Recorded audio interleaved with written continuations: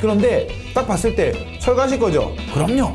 지점장님께서 해주신다 그러면 제가 직접 올라가서 철거하죠.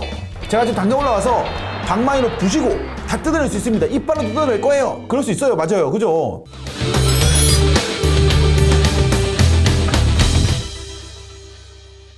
혹시 요즘에 투자를 하면서 궁금하셨던 거 어떤 거 뭐가 있을까요? 혹시 대출에 대해서 궁금했던 거 있으신가요? 우리 신부인님, 법인으로 상가 구입 시 대출이 얼마나 나오나요? 근린상가는 기준을 보면은 법인일 경우에는 90%까지는 잘 안 나오더라고요. 그러니까 90%라는 거는 감정가가 100%야. 근데 우리가 낙찰가가 뭐 한 85%다. 물론 이거 금액도 좀 중요해요. 그냥 너무하게 말씀드릴게요. 뭐 금액까지 얼마다 하면 너무 복잡하니까 100%의 감정 가격을 85%에 받았어. 이랬을 때 우리가 개인으로 받았을 때는 이 정도 되면은 거의 한 90% 가까이 대출 나와요. 근데 법인 같은 경우에는 한 80% 나오더라고요. 그건 그럴 수 있죠. 족장님, 왜 개인은 90% 나오고 법인은 90% 안 나오나요? 할 수 있는데, 개인 같은 경우에도 담보대출로는 80%인 거고요. 여기다가 신용을 더해서 10% 나오는 거예요. 그래서 90%의 대출이 가능합니다.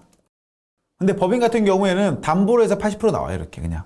물론 법인 같은 경우에도 뭐 우리 담보한 다음에 신용을 얻는 경우도 있는데, 아니면은 공동담보로 묻는 경우가 있는데, 또 공동담보하기는 좀 애매하잖아요. 나중에 이거 팔 때도 그렇고 좀 애매하다 보니까 법인으로 매입을 했을 때에는 감정가를 넘기지 않는다. 그러면 약 한 80% 정도 나오겠구나 라는 게 1번이고요. 개인으로 했을 때는 90%도 나올 수 있겠구나. 근데 물론 낙찰 가격 또는 매입 가격이 감정 가격에 거의 육박한다 그러면 그 정도 안 나올 수 있습니다. 우리의 기본 전제는 시세보다 저렴하게 받았을 때에는 이러한 식으로 80에서 90%까지도 대출이 나올 수 있다. 근데 그거는 법인과 개인은 조금 다를 수도 있다라는 게 포인트가 되겠네요. 위반 건축물 대출 나오나요? 많은 분들이 위반 건축물이 대출 나오나요? 물어보잖아요. 그럼 그 위반된 게 무엇인지가 중요한 거야. 요즘에는 위반 건축물을 하더라도 무조건 안 된다. 그런 거 아니에요. 그냥 일반적으로 우리 보면은 다가구 같은데 빌라 보면은 발코니라고 그러나요? 이런 거 됐을 때에는 기본적으로 봤을 때 철거가 바로 가능할 것 같아. 이거는 큰 문제가 아니야. 했을 때에는 대출해 줍니다. 그러니까 은행에서 확인했을 시 철거가 쉽게 가능하다. 그러면 대출해 줍니다. 근데 쉽게 안 돼? 그럼 안 해줘요.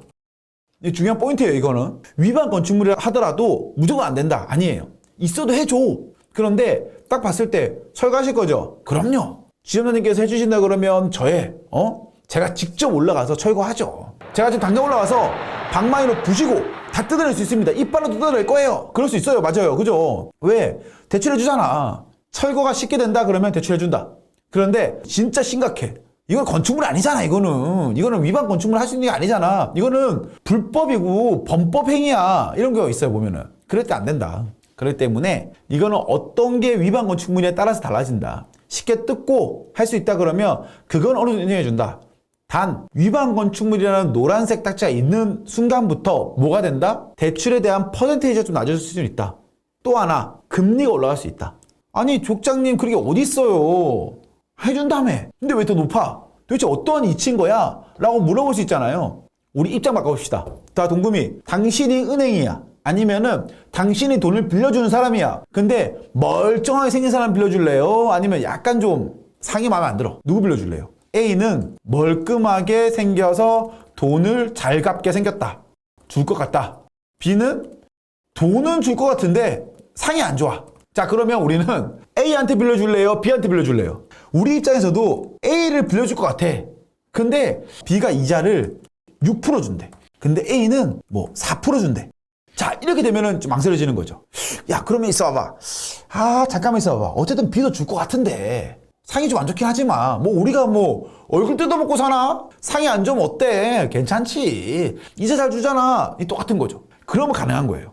그럼 은행에서 위반 건축물이 아니었다 그러면 4% 해주는 거였는데 당신은 위반 건축물이잖아. 그러면 당신은 6% 이자를 내야 돼.